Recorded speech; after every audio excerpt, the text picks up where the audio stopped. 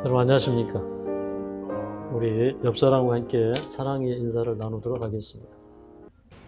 성경에 위대한 인물들이 많이 나옵니다. 특별히 아브라함 같은 사람은 참 위대한 사람이었죠. 또 하나님께서 특별히 이제 당신의 사업을 위해서 부르시고 택하셨던 종들이 있었습니다. 사도 바울 같은 사람도 얼마나 또 위대한 사람인지 모릅니다. 그런데 이런 그 위대한 사람들과 버금가는 이방인이 또 하나 있는데 사도행전 10장에 나오는 고넬료라고 하는 사람이에요.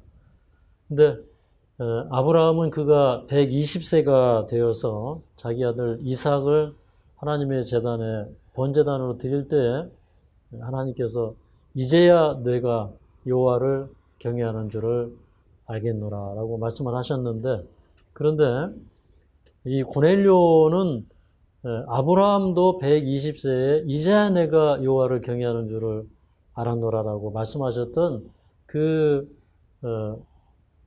고넬료를 이제 하나님께서 인정하시고, 또 그 다음에 그 고넬료가 하나님을 경외하고 또 주변의 많은 백성들을, 심히 많은 백성들을 구제하고, 이런 일들을 통해서 하나님께서 이방인에게 복음을 증거하는 그릇으로 삼기 위해서 또 사도행전 10장에 보면 고넬료를 선택하시고 부르시는 장면이 나옵니다. 그런데 이 고넬료는 참 위대한 사람이고 아주 훌륭한 사람이에요. 그래서 그때 당시에 이제 저 요빠에 그 베드로가 있었는데, 이 요빠에서 베드로는 예수님이 승천하신 다음에 최초로 죽은 사람을 살리는 일을 합니다. 그래서 이제 그 예수님께서 그 제자들에게 무한한 권세와 능력을 주시면서 병을 고치시는 능력, 귀신을 내어주시는 능력, 또 이 치유를 행하고 하는 그런 능력, 뭐 다 같은 얘기지만, 또 그리고 죄를 용서하시는 능력, 또 성령의 은사를 행할 수 있는 그런 능력들을 주셨는데, 이 베드로가 이 요빠에 있을 때는 이제 도르가를 살리는 그런 일을 하고 있어요. 그래서 이제 예수님께서 지상에 계셨을 때 하셨던 그런 권세들을 그대로 제자들에게 주셨어요. 그러면서 아버지께서 나를 세상에 보낸 것 같이 나도 너희를 세상에 보내노라 라고 하시면서 사실은 그 제자들에게 그 권세를 주셨던 것입니다. 그래서 마치 마태복음 10장에 보면 예수님께서 그 제자들을 파송을 하시면서 가서 귀신을 내어쫓고 병든 자를 고쳐주라고 말씀하셨던 것처럼, 이제 예수님이 승천하신 다음에 제자들에게는 예수님이 가지셨던 그런 동일한 권세들을 그 제자들에게 주셨던 것을 우리가 볼 수가 있어요. 그래서 요한복음 3장 31절에도 그 예수님께서 그 성령을 한량없이 받으신 다음에 두루 다니면서 착한 일을 행하셨는데, 제자들도 오순절 성령 이후에 성령을 받고 두루 다니면서 선한 일을 하고 병을 고치고 이적을 행하고 이제 이런 일들을 행하는 것을 우리가 볼 수가 있습니다. 그런데 이런 그 거룩한 성령의 역사에 이방인인 고넬료를 합류시키는데, 이 사람의 삶이 얼마나 참 하나님 앞에 경건하고 아름다웠던지, 이 사람의 삶이 하늘에 상달되었다고 하는 것입니다. 마치 저 시골에 사는 어떤 사람이 너무너무 착하고 아름답게 살아서 그 사람의 일이 저기 한양에 계신 임금에게 상소화돼서 이제 그 임금이 저 시골 사람 불러가지고 상을 주시는 것처럼, 우주의 왕이신 하나님께서 보실 때 저 가이사랴 지방에 로마의 백부장이었던 한 인물이 있는데, 그 사람이 너무나 경건하고 많은 사람들을 구제하는데 심히 힘쓰고 하나님과 동행하는 그런 사람이었기 때문에 하나님께서 주의 사자를 보내셔서 그 고넬료를 택하시고, 그 다음에 그 당시에 가장 하나님의 성령에 감동이 되어서 죽은 자까지 살리고 병자를 고치고 능력을 행하는, 특별히 가장 예수님이 아끼는 제자 베드로를 그에게 보내셔서 그 집에 가서 말씀 잔치를 하게 하시고 말씀 집회가 끝난 다음에 그 집회에 성령이 부어지는, 그래서 이제 그 자리에도 동일하게 이 성령이 부어지고 방언을 하고 하나님을 높이는 또 그런 위대한 일들이 일어나는 그런 그 역사적인 일들을 우리가 살펴볼 수가 있는데, 저는 이제 이 사도행전 10장의 이 고넬료의 삶을 돌아보면서 그런 도전을 갖습니다. 우리는 왜 고넬료가 될 수 없는가? 우리도 고넬료가 되어야 한다. 우리도 이 세상에 있는 고넬료가 되어야 한다. 그런 생각을 하게 하고, 그 다음에 그 고넬료가 그 베드로가 왔을 때 그에게 절을 하면서 하나님께서 당신에게 명하신 모든 말씀을 듣고자 하여 우리가 다 하나님 앞에 있나이다 라고 고백했던 것처럼, 정말 이 세상에 다 하나님의 말씀을 듣기 위해서 정말 하나님이 무엇을 명령하시든지 하나님이 명령하시는, 군인은 명령에 살고 명령에 죽지 않습니까?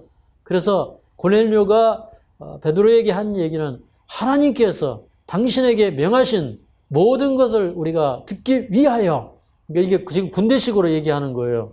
우리가 하나님 앞에 있나이다 해가지고 군인은 명령이 떨어지면 움직이는 절대 부동의 자세로 서 있는 것입니다. 절대적인 하나님 앞에 굴복의 자세로 서 있다가 하나님의 말씀이 떨어지면 그대로 그것을 받아들이고 움직이는 그런 사람이 바로 고넬료였는데, 오늘날도 이 시대에 하나님은 고넬료 같은 사람을 찾으시기 때문에 우리가 고넬료와 같은 삶을 살기로 결심하고 그렇게 도전을 해야 될 것으로 생각을 합니다. 자, 우리 사도행전 10장으로 가겠습니다. 사도행전 10장 1절부터 8절까지 있는 말씀, 신약성경 204쪽입니다. 가이사랴에 고넬료라는 사람이 있으니 이달리아 데라 하는 군대의 백부장이라. 그가 경건하여 온 집으로 더불어 하나님을 경외하며 백성을 많이 구제하고 하나님께 항상 기도하더니, 하루는 제 9시쯤 되어 환상 중에 밝히 보매 하나님의 사자가 들어와 가로되 고넬료야 하니, 고넬료가 주목하여 보고 두려워 가로되 주여 무슨 일이니까? 천사가 가로되 내 기도와 구제가 하나님 앞에 상달하여 기억하신 바가 되었으니 내가 지금 사람들을 요바로 보내어 베드로라 하는 시몬을 청하라. 저는 비장 시몬의 집에 우거하니 그 집은 해변에 있느니라 하더라. 마침 말하던 천사가 떠나매 고넬료가 집안 하인 둘과 종졸 가운데서 경건한 사람 하나를 불러 이 일을 다 고하고 요바로 보내니라. 여기 보니까 저 가이사랴 지방에 그 이달리아대 군대에 백부장이 있었는데요. 이 사람은 이제 귀족 출신이고 또 그 집안에 이 명예가 있는 사람이고, 어떻게 보면 이 사람은 그 뒷배경이 든든한 그런 사람이었습니다. 그런데 여기 2절에 보니까 그는 경건하여 온 집으로 더불어 하나님을 경외하며 백성을 많이 구제하고 하나님께 항상 기도하더니라고 얘기하고 있어요. 그러니까 여기 보면 그는 경건하다라고 얘기하고 있습니다. 경건하다. 경건하다고 하는 것은 이 사람이 사는 이 삶이 성별되어 있고, 이 사람은 이 세상에 살지만 하늘의 가치를 두고 사는 그런 사람이라는 것이죠. 그러면서 온 집으로 더불어 하나님을 경외하며 라고 얘기하고 있어요. 그러니까 이 사람의 가마력이 온 집에 미치고 있다고 하는 것입니다. 우리가 홀로 신앙하는 사람들도 있고 또 가족이 같이 신앙하는 사람들도 있고, 그런데 이 고넬료의 가마력은 커서 온 집으로 더불어 하나님을 경외할 뿐만 아니라 그 다음에 이제 하나님의 명령에 의해서 이 베드로를 청할 때 또 보면은 거기 종졸 가운데 자기 부하 가운데도 경건한 사람이 있었어요. 예, 그 다음에 또 베드로를 자기 집에 청해서 말씀을 듣기 위하여 모였을 때 거기 이 큰 무리가, 많은 무리가 모여 있었습니다. 그러니까 이 사람의 영적인 가마력 또는 영적인 지도력은 참으로 컸다라는 사실을 알 수가 있습니다. 그런, 하나님이 보실 때 그런 사람이었다고 하는 것이에요. 그런데 백성을 많이 구제하고 또 하나님께 항상 기도하더니라고 얘기하고 있습니다. 그러니까 백성을 많이 구제했다고 하는 것은 이 사람이 힘을 다해서 이 구제하는 것은 가난한 자, 또 마음이 상한 자, 이런 사람들에게 자비와 자선을 베풀고 도와주는 그런 일을 하면서 그는 항상 기도하던 사람이라 그렇게 얘기하고 있어요. 항상 기도하는 사람. 시편 19편에 그 다윗의 기도처럼 나의 입술의 모든 말과 나의 마음의 묵상이 주께 연락되기를 원하네. 그러니까 항상 기도한다는 것은 마음의 생각 또 마음의 묵상, 그가 추구하는 이상적으로 추구하는 모든 것이 다 하나님 앞에 자기의 소원을 아뢰고 하나님이 응답하실 만한 그런 사람이었고, 이 사람은 매사에 있어서 하나님의 지도함을 구하고 받는 그런 기도를 드리는 사람이었다는 것을 알 수가 있습니다. 그리고 이제 3절에 보니까 이 고넬료가 제9시쯤 되어서 기도할 때에 환상 중에 하나님의 사자가 그에게 임합니다. 그런데 9시 하면은 유대 시간 9시에다가 이제 6시간을 더하면 지금 오후 3시에 오후 3시에 그가 기도하는 시간에, 그러니까 그는 오후 3시면은 한참 일해야 될 시간 아닙니까? 그런데 그 시간에 기도하고 있었어요. 그것은 우리에게 무엇을 얘기해 줍니까? 이 사람은 정말로 기도에 힘쓰는 사람이었다고 하는 것이에요. 그런데 어떤 기도를 했을까요? 아마도 더 많은 진리를 구하는 기도를 했을 거예요. 우리가 이 기도를 하면서 하나님께서 하신 말씀이 뭐냐면 너희는 먼저 그의 나라와 그의 의를 구하라 이렇게 말씀하셨거든요. 그러면 그의 나라와 그의 의를 구한다는 것은 어떻게 하면 복음 전도를 할 수 있을까? 그것이 그의 나라를 구하는 것이겠죠. 그의 의를 구한다는 것은 어떻게 하면 내가 예수님 닮은 생애를 살 수 있을까? 그런 것이겠죠. 또 그런 말씀 속에는 그의 나라와 그의 의를 구하는 그 기도 가운데는 또 진리를 구하는 것이 있겠죠. 내가 더 진리를 알고 싶다. 내가 어떻게 해야 성경의 바른 진리를 알 수 있을까? 정말 어떻게 해야 하나님께서 쓰실 수 있는 진리의 날성건 같은 그런 진리를 갖고 사는 그런 진리를 가진 백성이 될 수 있을까? 이 문제를 놓고 우리는 기도해야 됩니다. 성경은 진리를 가진 백성을 위대한 백성이라고 얘기해요. 진리를 가진 백성을 택한 백성이라고 얘기합니다. 그런데 오늘 많은 사람들이 진리를 사모하지 않아요. 진리를 사모하기 전에 다른 사람들의 견해와 다른 사람들의 신조를 배척하는 것을 먼저 배워요. 그죠? 그래서 그냥 이 교파주의 신앙, 그냥 이 편파적인 신앙에 열중하고 있는데, 그런데 이 고넬료라고 하는 사람은 참 편견이 없는 사람이었어요. 자기는 로마인이에요. 유대인 민족은 로마의 식민지입니다. 그런데도 불구하고 이 로마의 백부장은 유대교의 신앙을 존중하고 그 신앙을 배우고, 그래서 이 정복자가 정복민의 종교를 배우고 그것을 존중하고 따르는 이제 그런 그 편견을 제거하고 진리를 찾는 그런 사람이었다고 하는 것이죠. 그때 이제 하나님의 사자가 와서 6절, 7절에 보면 이 요바에 베드로라고 하는 사람이 있는데 그 해변가에 시몬, 그 피장 시몬이라고 하는 사람이 있는데 그 집에서 베드로를 청해서 말씀을 들어라 이렇게 이제 얘기를 하는 것입니다. 근데 이때 그 베드로가 십자가 이후에 얼마나 겸손한 사람이 되었는지 우리가 성경에서 보았죠. 사도행전 3장에 보면은 이 사람을 일으킨 다음에 베드로가 한 얘기가 이 사람들이 그 능력을 주목해 볼 때 이 베드로가 한 얘기가 우리 개인의 권능과 경건으로 이 사람을 걷게 한 것처럼 왜 우리를 주목하느냐.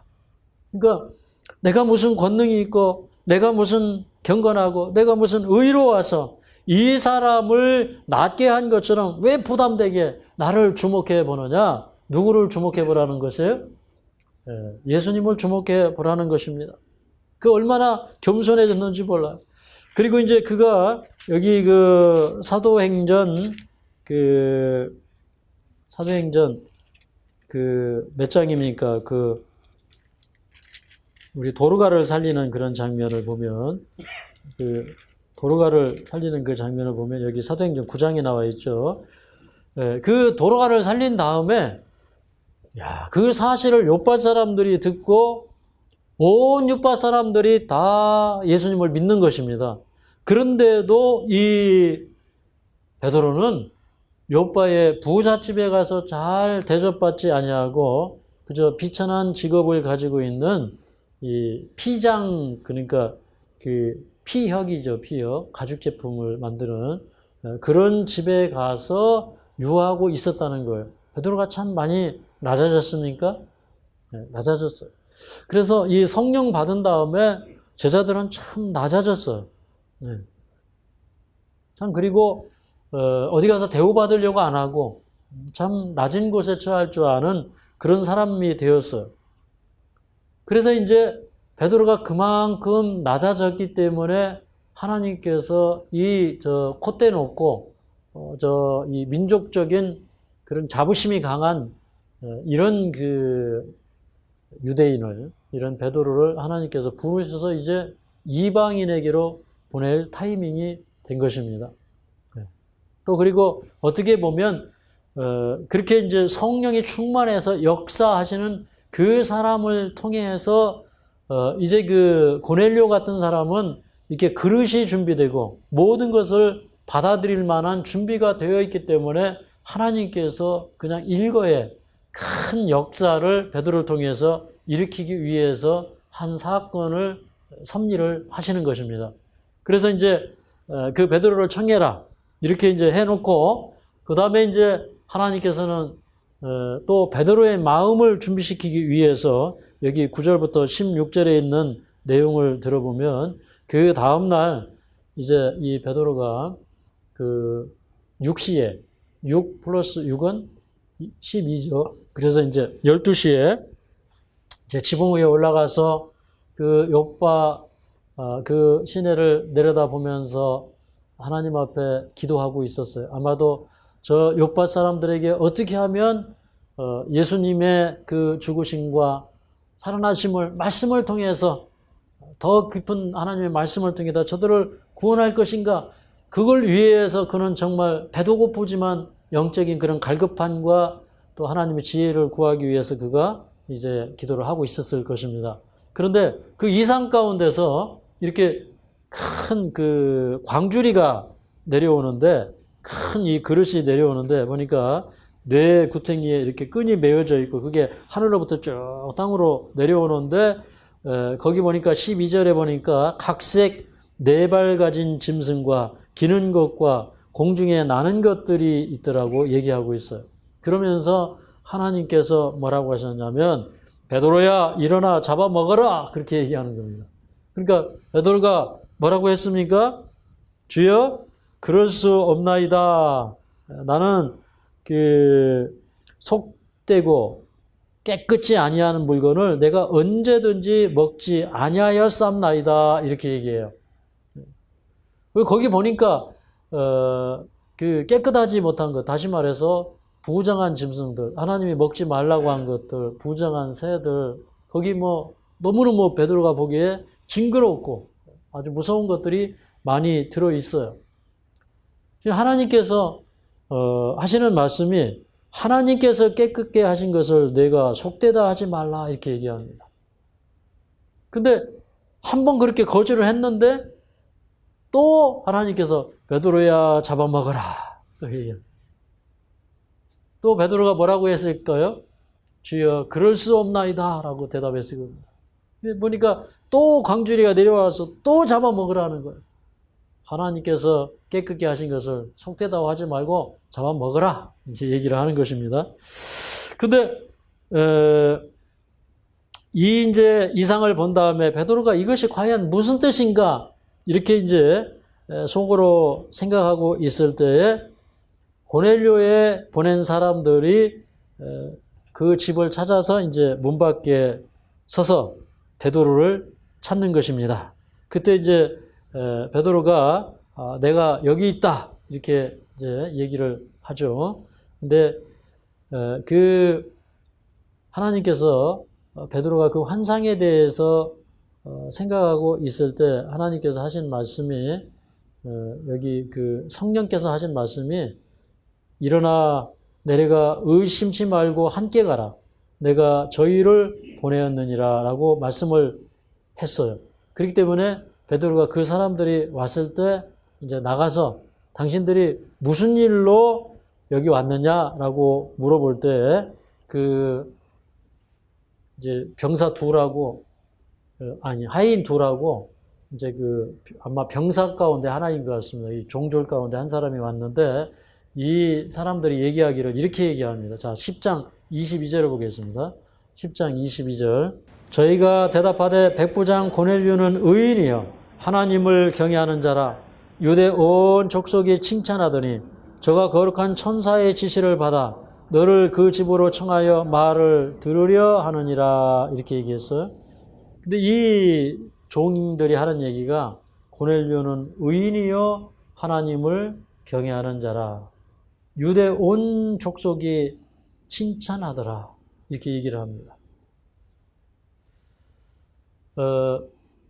이 성경의 이런 기록들은 참 아름다운 기록이에요. 누가복음 1장에 사가랴와 엘리사벳을 기록하기를 이 두 사람은 하나님 앞에 의인이요 주의 모든 계명과 규례대로 흠 없이 행하더라. 근데 그런 말씀을 들을 때 막 도전이 되지 않습니까? 야, 나도 저렇게 살아야 되는 거구나. 하나님이 우리에게 이렇게 살라고 명령하시는구나. 그러니까 이게 성경은 그냥 될 수 있는 얘기 하는 거구나. 우리도 그렇게 될 수 있다. 막 이런 그 힘이 오지 않습니까? 그런데 여기 이 종들이 하는 얘기가 종들에게, 특히 이 직원들에게 좋은 평가를 받는 게 쉬운 일이에요? 어려운 일이에요? 여러분 어떻습니까? 이게 또 어떻게 보면 어려울 수도 있고 또 어떻게 보면 쉬울 수도 있는데 그런데 이제 억지로 우리 주인은 좋은 사람이야 이런 얘기 들으려면 참 어려워요. 억지로. 그죠? 근데 정말 그 마음속에서 존경하고 따르는 사람들 입에서는 그런 소리가 계속 흘러나와요. 그렇지 않습니까? 근데 그 사람은 그래요. 자기 집안에서 존경받는 사람 또 자기 직원들에게 존경받는 사람이 되어야 합니다. 근데 이 고넬료는 그런 사람이었다고 하는 것입니다. 그래서 이제 이 베드로가 그 사람들을 불러들여서 함께 잠을 잔 다음에 이제 그 다음날 그 사람들을 따라서 저 가이사랴 지방으로 내려갑니다. 그래 가서 보니까 그 이튿날 들어가서 보니까 여기 24절에 보니까 자 24절 한번 읽어볼게요. 시작.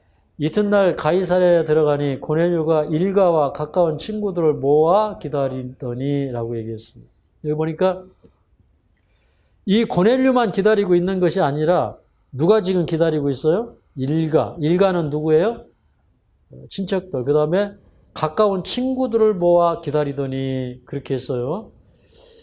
그런데 이 숫자가 작은 숫자였을까요? 많은 숫자였을까요? 작은 숫자였을까요? 많은 숫자였을까요? 27절에 보면 이렇게 기록되었어요. 더불어 말하여 들어가 여러 사람의 모인 것을 보고 여기 여러 사람이라고 그랬는데 김제시 성경의 한글 버전은 많은 사람이다 그렇게 얘기했어요. 다시 말해서 큰 무리가 모여있다 이 말이에요. 그러니까 그 고넬료가 어떤 사람인 것을 우리가 알 수가 있어요.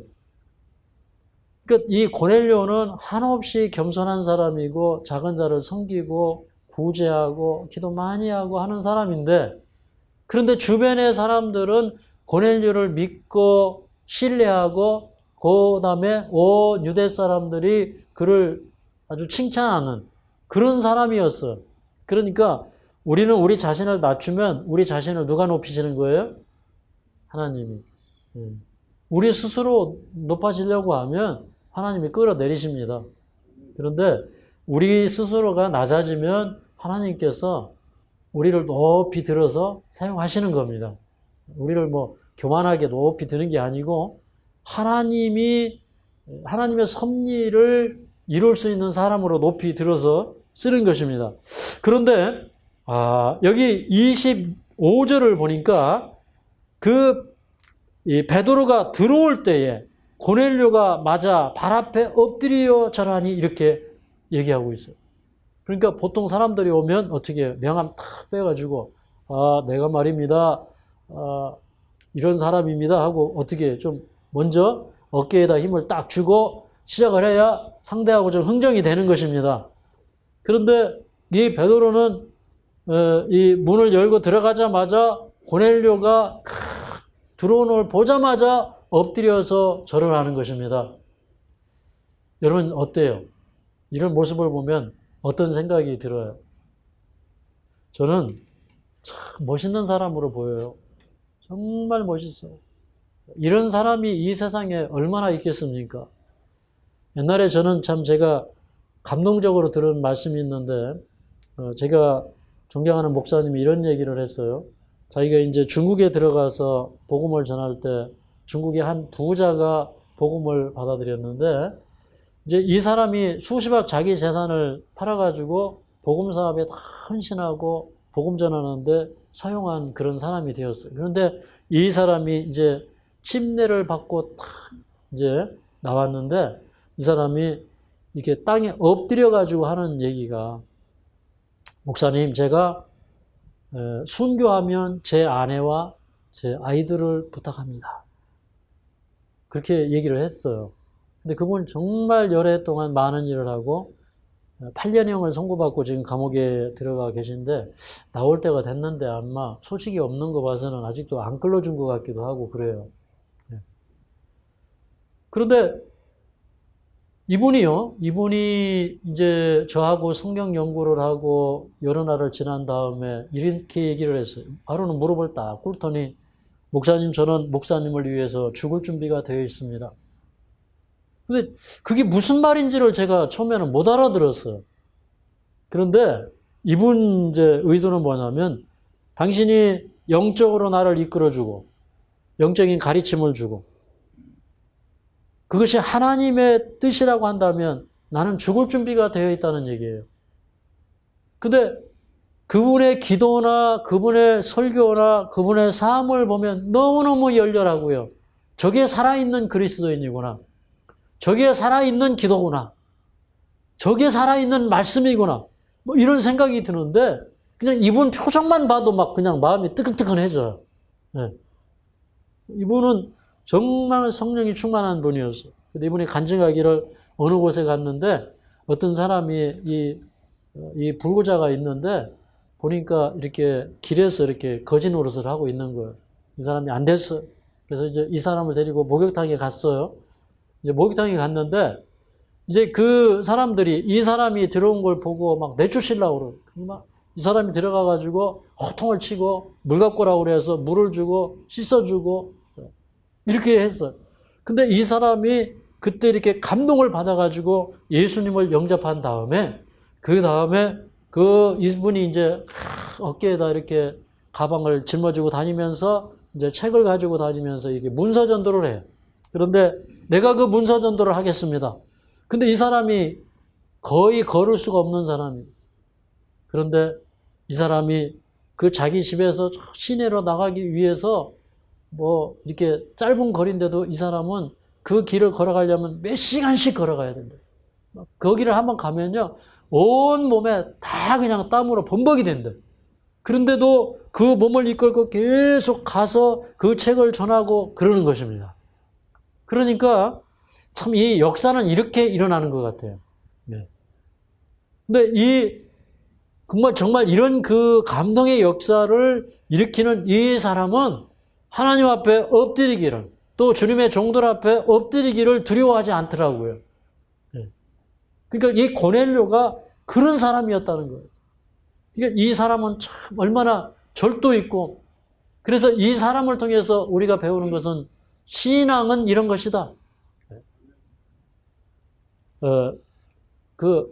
한 백부장이 그런 얘기를 했잖아요. 로마의 백부장이.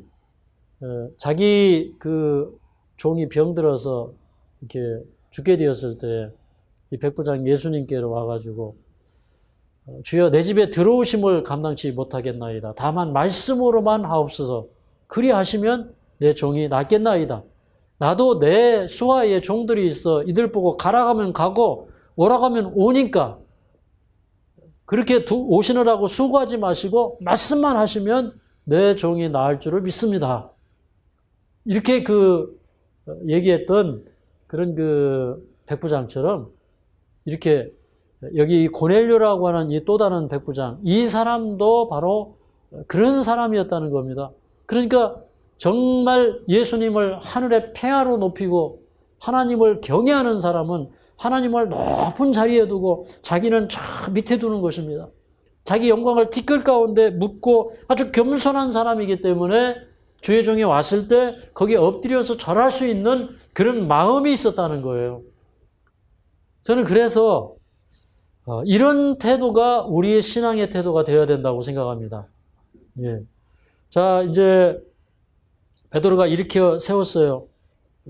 그러면서 하는 얘기가 사실은 내가 유대인으로서 이방인과 교제하는 것은 위법인 줄을 아는데 하나님께서 내가 깨끗다 한 것을 속되다고 하지 말라 그런 그 말씀을 듣고 내가 이제 여기 오게 되었다고 그렇게 얘기를 합니다. 그러니까 그 사람을 보니까 어떤 사람 같아요? 참 감동이 있는 사람인 거예요. 참 경건한 사람인 것이 느껴지는 거예요. 그래서 이제 하나님 말씀이 이제 무슨 뜻이었는지, 자기가 본 이상이 무슨 뜻이었는지 좀 깨달은 것입니다. 그런데 이제 그 자리에서 내가 기도할 때 주의 사자가 와서 당신을 청해서 말씀을 들으라고 했다. 이제 그런 얘기를 할 때 드디어 이제 시몬이 이게 이런 뜻이었구나. 이방인에게 복음을 전하라는 뜻이었구나. 그런 걸 이제 알게 되죠. 그런데 고넬료가 한 얘기 가운데 여기 33절에 보면 참 감동적인 얘기가 나오죠. 자, 33절 우리 한번 좀 크게 읽도록 하겠습니다. 시작. 내가 곧 당신에게 사람을 보내었더니 오셨으니 잘하였나이다. 이제 우리는 주께서 당신에게 명하신 모든 것을 듣고자 하여 다 하나님 앞에 있나이다. 야, 이게 참 군인 정신. 상관이 딱 오면 일동 차려! 경례! 하면 어떻게 해요? 충성하거든요. 근데 그런 모습, 우리가 주께서 당신에게 명령하신 모든 것을 듣고자 하여 다 하나님 앞에 있나이다. 이게 하나님의 군대예요. 참 아가서에 보면 그 하나님의 군대를 아가서 6장에 나오던가요? 기치를 벌린 어미한 군대 같은 그 아름다운 하나님의 교회. 근데 이 이방인들이었지만요, 얼마나 이 사람들이 다락방 모임을 자주 했으면, 얼마나 이 사람들이 하나님의 말씀을 듣기를 즐겨했으면, 거기에 모여있는 사람들이 이미 이제 그 사람을 부르러 보내놓고 자기들은 거기서 기도하고 집회하고 찬송하고 있었던 것이 분명합니다. 그래서 그 그룹의 준비가 되어 있는 것입니다. 그러니까 베드로가 가서 입을 열어서 선포만 하면 그 자리에서 역사가 일어날 것이었어요. 우리 이 삶이 그렇게 되면 얼마나 좋겠습니까? 여러분, 매 시간마다 우리가 다 주께서 당신에게 명하신 명령, 하나님의 명령을 듣기 위하여 우리가 다 하나님 앞에 있나이다. 야, 이런 태도. 이러면 역사 일어나지 않겠습니까? 오순절에 120명의 사람들이 이런 자세로 정말 일동차렷, 경례, 충성 이렇게 됐단 말이에요. 하나님께서 어떤 명령을 하시든지 주여 듣겠나이다 이렇게 되었다는 거예요. 이게 오늘날 사도행전의 역사가 아니겠습니까? 이렇게 교회가 준비되고 하나님의 명령이라고 하면 자 들어가! 그러면 여러분 홍해를 처음에 가를 때는 갈라놓고 들어가라고 했는데 하나님께서 요단강 건널 때는 뭐라고 했냐면 벗게 메고 들어가! 물이 안 갈라졌는데 들어가니까 물이 갈라진 겁니다. 하나님의 명령을 믿고 나아가면 역사가 일어나는 거예요. 그 역사가 눈에 보일 때까지 기다리지 말고 하나님을 전능자로 모실 수 있는 우리가 되어야 합니다. 네, 어제 우리 그 사모님이 새로 오셨는데 우리 따님하고 아주 예쁘게 앉아 계시는데 하나님께서 고쳐주실 줄을 믿으면 낫는 거예요. 네. 이때 아멘 한번 해보세요. 하나님이 고쳐주실 것을 믿으면 낫는 거예요. 몸이 좋아져야 믿습니까? 그러니까 진짜 아픈 사람들이 와서 말씀을 들어야 되는데 보니까 빠지는 분들은 매일 빠지고 오시는 분들은 매일 오고 그런데 저는 진짜 아파서 참여하기 힘든 분들이 오셔서 말씀을 들으면 하나님 말씀에 왜 힘이 없습니까? 하나님 말씀은 살아서 운동력이 있다고 그랬는데 하나님 말씀이 우리 속에 들어가면 우리 심장이 뛰고 우리 생애가 우리 다리에 힘이 생기고요. 하나님 말씀은요. 안전뱅이도 일으키는 것이에요. 중풍병자도 일으키게 하는 것이에요. 38년 동안 누워서 꼼짝 못하던 사람도 일어나가지고 자기 자리를 들고 걸어가는 것입니다. 네. 그게 하나님 앞에서 일어나는 역사예요. 우리가 그렇게 하나님이 역사하실 수 있는 우리의 태도가 중요하다고 하는 것입니다. 그래서 이제 이 사람들을 보면서 베드로가 35절에 이렇게 얘기합니다. 35절을 읽겠습니다. 시작. 각 나라 중 하나님을 경외하며 의를 행하는 사람은 하나님이 받으시는 줄 깨달았도다. 이게 베드로가 자기 간증부터 시작을 하는 겁니다. 자기는 편견의 사람이었고 자기 마음은 아직도 배타적이었다는 것을 알게 된 다음에 베드로는 참 솔직한 사람이에요. 그 즉시 깨달으면 순종하는 사람입니다. 그래서 각 나라 중 하나님을 경외하며 의를 행하는 사람은 하나님이 받으신다는 것을 깨달았어요. 그러니까 하나님을 경외한다고 하고 의를 행하지 아니하면 소용이 없는 것입니다. 고넬료는 어떻게 의를 행하고 살았어요? 무엇 하는 것으로? 구제하는 것으로. 그래서 우리의 가정에도 우리의 삶에도 구제의 목표가 있어야 합니다. 여러분 구제하고 사시기 바랍니다. 어떨 때 이제 우리 동생이 이제 우리 동생은 뭐 제가 볼 때는 이제 와이프도 좀 몸이 안 좋고 그래서 참 이 고민이 많아요. 그런데 또 이제 항상 이렇게 하는 걸 보면 그 불쌍한 그런 아이들, 불쌍한 사람들에 대한 막 동정심이 많아요. 어떤 때는 막 자기가 하다가 안 되면 막 형한테 SOS 보내요. 형, 내가 이번에 어떤 집을 갔는데 그 집에 이 노인분들 둘이 사는데 그거 보니까 지붕이 다 떨어져가지고 새가지고 막 이러고 있는데 내가 좀 얼마 도와주려고 그러는데 형이도 좀 도와줬으면 좋겠어. 그래가지고 제가 또 이제 아무 말 안 하고 또 보내주고. 근데 그때 우리 굉장히 공사하고 힘든 때였어요. 근데 또 제가 도와주고. 그런데 이 보면은 가끔 그래요. 뭐 형 우리 동네에 어떤 뭐 교회 집사님이 계시는데 뭐 힘들고 돈이 없고 막 이런 얘기 막 해가지고 그냥 맨날 전화해요. 근데 그러고 보니까 제가 이렇게 보면 깨닫는 것은요. 여러분 있는 사람이 봉사하고 살아요. 없는 사람이 봉사하고 살아요. 돈이 생기면 봉사할까요? 근데 그게 아니고 오병이어의 떡을 나눠주면 거기서 몇만 명씩 먹을 양식이 생기는 거예요. 우리가 가진 것을 하나님 앞에 드리면 거기에서 수많은 역사가 이루어지는 거예요. 우리는 그것을 믿어야 합니다. 제가 이제 중국에 들어갈 때 하나님 앞에 이렇게 기도했습니다. 하나님, 저만 살려고 하면 저도 죽고 제가 함께 선교하는 선교사들도 죽을 거니까 우리가 같이 살겠습니다 해가지고 제가 이제 한국에서 선교 자금이 들어오면 그걸 전부 공개적으로 위탁을 하고 제 개인적으로 들어오는 거든 뭐든 다 이렇게 위탁을 해서 청년들이 관리를 하고 이렇게 살았는데, 그러는 동안에 정말 광야에서 만나가 내리듯이 한 5년 동안 하나님이 저를 그렇게 입히시고 길리시고 책임지시는 것을 저는 깨달았어요. 근데 그렇게 매주마다 들어오던 헌금이 어떻게 그렇게 제가 한국에 들어온 다음부터 지금까지 단 한 건도 안 들어와. 그 통장으로는 안 들어와. 다른 방법으로는 들어오는데. 근데 그 통장은 매일처럼 만나가 들어오는 통장이었어요.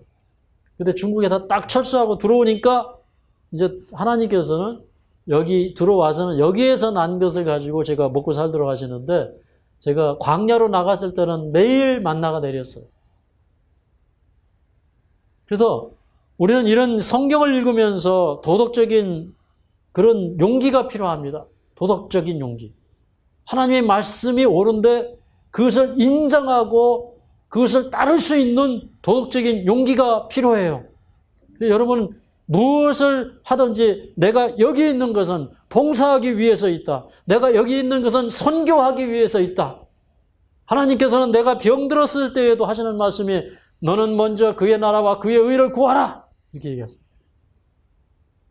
제가 가난했어요. 이제 뭐 사업도 다 놓고 이제 복음 전한다고 신학을 하고 나오고 우리 집사람하고 결혼해서 사는데, 우리 집사람 이제 병원 다니고 이제 집사람 월급 가지고 사는데, 이게 이제 저하고 장모님은 매일 이제 전도하러 다니고 차비 들어가죠. 우리는 돈을 쓰는 사람이고 저 사람 벌어오는 사람이 그러는데, 근데 제가 느낀 거는요, 그랬어요. 나는 지금 가진 것이 없고 가난하다. 그러나 주님은 부유하시다. 그러니까 내가 주님의 말씀 믿고 나가야 되겠다. 너희는 먼저 그의 나라와 그의 의를 구하라 하셨으니 내가 이것을 믿습니다. 날마다 붙들고 기도하는 거예요. 그러니까 전세 한 칸 얻을 수 없을 때 하나님께서 2층 집 전원주택을 주셨고요. 그게 이제 우리 집사람과 저의 신혼 첫 집이었어요. 정말 돈이 하나도 없었어요. 집을 구하다 얻고, 이 집을 얻으려고 그러면 집세를 자꾸 올리고, 저 집 얻으려고 하면 집값을 올리고, 그래서 제가 길 옆에 지나가다가 맨날 살고 싶어 하던 그 집을 길 잘못 들어서 들어갔는데 대문에다 침 딱 찍어 바르고 어머니한테 이 집은 우리 집이라고 그랬어요. 그랬더니 침 바르면 이서방 집 돼 그러길래 한번 기다려 보시라고. 침 바르고 그 집이 저희 집 됐습니다. 그래서 이제 제가 그 주인을 찾고, 주인이 또 그 주인을 찾아가지고 이제 연락이 왔어요. 그런데 원래 그 집은 그 친구가 얘기하기를 저 집은 그 자기 시동생이 비싼 값에 전세를 달라고 하는데도 안 줬던 집이고 비워놓은 집이라 아마 안 줄 거지만 내가 얘기를 한번 해보겠습니다. 근데 우리는 가서 기도한 겁니다. 하나님 그 집 주십시오. 근데 전화가 딱 왔는데, 아니 내가 왜 이 집을 당신들에게 주려고 생각했는지 모르겠어요 그러는 거예요. 이게 누가 움직이시는 거예요? 하나님이 움직이시는 겁니다. 그 다음에 기도 제목이 하나 또 생겼어요. 집세를 많이 달라고 하면 우리가 얻을 수가 없으니 하나님 우리의 형편을 아시니까 다시 한번 저번에 마음속에 감동을 주십시오. 그 집에 갔어요. 소파에 딱 앉는데, 그리고 나서 기도하고 일어났는데 이분이 이렇게 얘기합니다.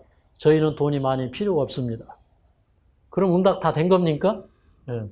그래서 그 집 월세 20만 원 주고 얻었어요. 2층 집이에요. 전원주택이에요. 밑에 30층, 위에 30층.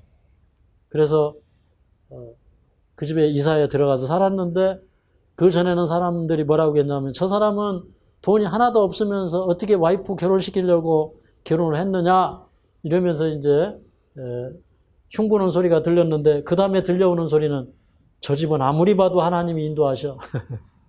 저 집은 하나님이 축복하시는 집이라는 거예요. 그런데 그러니까 우리가 하나님 앞에 정말 하나님을 무에서 유를 창조하시는 분, 전능하신 분을 우리가 믿어야 돼요. 베드로가 이제 그 자리에 모이는 사람들에게 얘기하는데 무슨 얘기하냐면 38절에 가면 자, 이제 하나님께서 나사렛 예수에게 성령과 능력을 기름 붓듯 하셨다 얘기합니다. 성령을 받으신 다음에 그 다음에 두 번째는 두루 다니면서 착한 일을 행하시고 그 다음에 마귀를 내쫓으시고 병자를 고치셨다 이런 얘기를 하는 거예요. 그런데 참 이 성경을 읽으면서 전 느끼는 게요. 아니 제자들이 성령을 받고 난 다음에 어떻게 하셨어요? 어떻게 했어요? 죽은 자를 살리고 병을 고치고 방언을 하고 예. 그러면서 예수님이 하신 일을 제자들이 하는 거예요. 근데 그것을 믿고 받아들이는 사람들에게 성령이 내려오면 이방인에게도 그 역사가 일어나는 거예요. 그래서 성경은 우리에게 무엇을 얘기하냐면 약속을 얘기하고 되게 돼 있는 것을 얘기합니다. 하나님의 약속은 이루시는 능력이 포함되어 있어요. 그래서 그 설교를 합니다. 그게 그들에게 줘야 될 현대 진리예요. 왜 그러냐면 이 고넬료는 이제 메시아를 믿었고 또 요한이 그 다니면서 이 회개 침례를 전파할 때 그것에 대해서 알았어요. 그러나 메시아를 몰랐어요. 근데 그분이 이미 오셨고 그런 공생애를 하셨고 그분이 능력 있게 일하셨고 그분이 가시면서 성령을 주시겠다고 약속하셨고 그런데도 정말 성령이 강림했고 지금 예루살렘으로 또 시작된 이 복음이 지금 이렇게 확장되고 세계로 뻗어나가고 있고 이런 얘기를 들을 때에 그 모임 무리들 가운데 어떤 마음이 있었을까요? 어떤 마음이? 감동이 있었던 것입니다. 아, 이 일을 위해서 하나님께서 이 종을 보내셨구나. 그러니까 그런 그 말씀을 들으면서 그들의 마음이 감동되었을까요? 그래서 베드로가 하는 얘기가 예수님이 그런 분이었는데 예수님이 부활하신 다음에 우리가 예수님을 만났고 예수님과 함께 음식도 먹었고 우리는 그 부활한 예수님에 대하여 증인이다. 그런데 그 예수님은 지금 살아계셔서 하늘로 승천하시고 이제 산자와 죽은 자를 심판하시기 위하여 하늘 이 지성소에서 우리를 위해서 중보하시고 심판하는 일을 하시고 한다고 하는 이 기별을 전했을 때 그들은 그 기별을 듣고 심령이 뜨거워진 거예요. 그래서 그러면서 이제 그 43절에 보면 저를 믿는 사람들이 다 그 이름을 힘입어 죄사함을 받는다 하였느니라 했을 때 그 죄사함에 대한 기별을 주면서 그들에게 회개를 촉구할 때 그날 저녁에 그들의 마음속에 회개가 이루어진 것입니다. 그 다음에 45절을 읽겠습니다. 45절, 46절 시작. 베드로와 함께 온 할례받은 신자들이 이방인들에게도 성령 부어주심을 인하여 놀래니 이는 방언을 말하며 하나님 높임을 들음이로라. 성령 부어진 다음에 그들이 놀랐어요. 그 성령을 받은 다음에 이 사람들이 하나님을 높였다 이 말입니다. 하나님을 찬양하고 하나님을 경외하고 하는 역사가 일어났다고 하는 것입니다. 그러니까 이제 거기 모여 있는 사람들이 방언이 터져서 언어의 장벽이 허물어지고 그러니까 그들에게 방언이 임했다고 하는 것은 그냥 방언 집에서 그냥 울랄라 샬랄라 하라고 방언 준 게 아니죠. 뭐 하라고 준 거예요? 초대교회는 나가서 세계적으로 복음이 나가야 되는데 언어의 장벽이 있기 때문에 하나님께서 그들에게 타국어를 말할 수 있는 능력을 계속적으로 부어주시면서 언어를 할 수 있는 능력을 부어주셨다는 것입니다. 그래서 이제 그들이 이제 침례를 받고 이제 그리스도인이 되는 그런 이제 놀라운 역사를 기록을 했는데 오늘 이제 우리가 이 말씀 속에서 살펴본 것은 참 우리 생애가 고넬료의 생애가 되기를 흠모하고 바라보는 생애가 되었으면 좋겠다 이런 생각을 합니다. 우리는 이런 사람이 되기를 흠모해야 돼요. 에녹이 300년 동안 하나님과 동행했다는 기사를 읽을 때 우리 마음속에 좋다. 나도 이제부터는 에녹처럼 살아서 하나님과 동행해야 되겠다. 이런 좀 결론이 이르러 와야 돼요. 예를 들어서 이 사업은 하나님이 인정하시는 사업이 아니면 그냥 놓으세요. 포기하세요.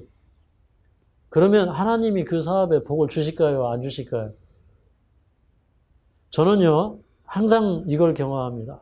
내가 하나님을 위해서 10개를 포기하면 하나님은 100개를 주셨습니다. 아멘입니까? 100개 주셨어요. 그러니까 우리가 하나님의 영광을 위하여 살면 하나님께서는요, 자기의 영광을 드러내기 위하여 우리에게 복의 근원이 되게 하시고 더 많은 축복을 주시는 것입니다. 정말 이사야 58장 사업을 하고 싶어서 제가 이 동산에 들어왔는데, 하나님께서 이사야 58장에 보면 물된 동산 같게 하시겠다 그랬어요. 그래서 물이 이렇게, 물된 동산은 물이 항상 충분하고 그 물이 그 동산에 나와서 이렇게 쫙 흘러나가죠. 그러니까 이게 복의 근원이 되는 거예요. 그런데 제가 이 동네 들어와가지고 이 동네 이름이 뭐냐 그랬더니 이 동네 이름은 진짜 이 골짜기 이름은 개촌리가 아니고 물안이에요. 물안이. 물이 좋아서 물안이. 물이 있어서 물안이. 그래서 뭐냐면 물된 동산입니다. 여기 하늘마을의 자연수는 이게 하나님이 터뜨려 주신 물된 동산의 이 물이에요. 어쨌든 우리 이 생애가 하나님을 따라갈 때 하나님이 복 주시고 인도하신다는 사실을 우리가 다시 한번 기억하게 되시기를 바라면서 말씀을 마치겠습니다.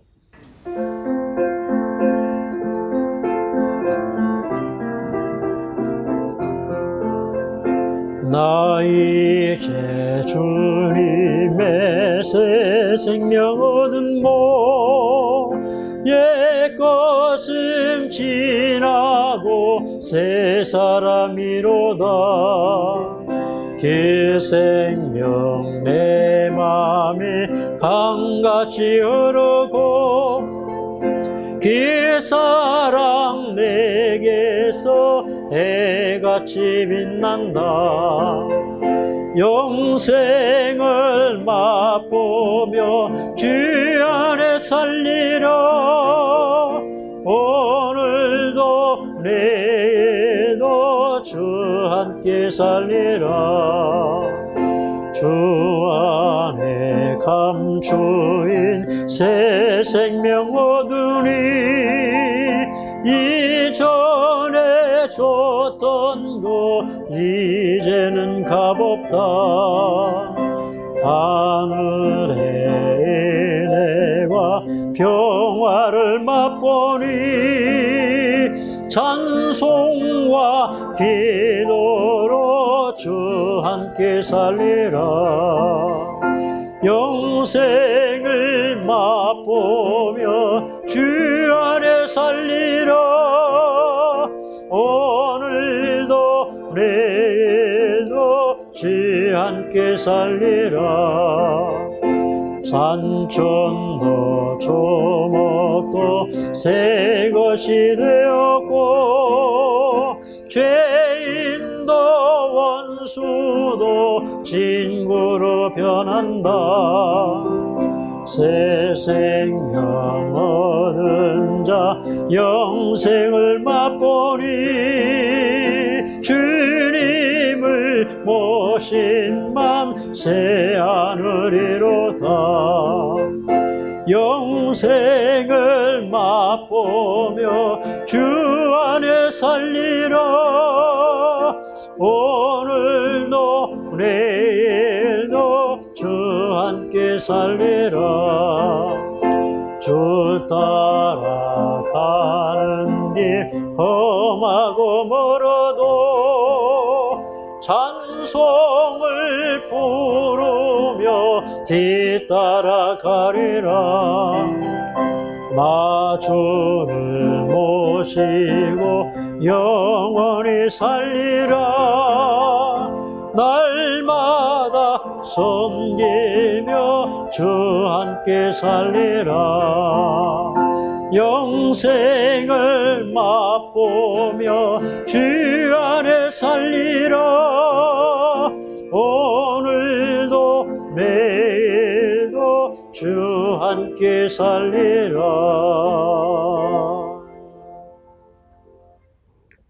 자비로우신 우리 아버지, 우리가 고넬료가 되기를 원합니다. 하나님께서 고넬료를 아시고 참으로 그의 삶이, 그의 기도가 하나님 앞에 상달되어서 하나님이 기억하실 수밖에 없고, 하나님께서 주의 사자를 보내시고 베드로를 보내주셔서 그의 갈급한 심령을 풍족케 했던 것처럼, 아버지, 오늘 또 우리의 심령에 참으로 의에 줄이고 목마른 경험 있게 하여 주시옵소서. 선을 행하고 남을 구제하기에 의에 줄이고 목마른 심령이 있게 하여 주시옵소서. 진리를 구할 수 있는 심령 허락하여 주시옵소서. 하나님이 명하시는 모든 명령이면은 굳은 일이든 좋은 일이든 다 마다하지 않고 할 수 있는 저희가 되기를 원합니다.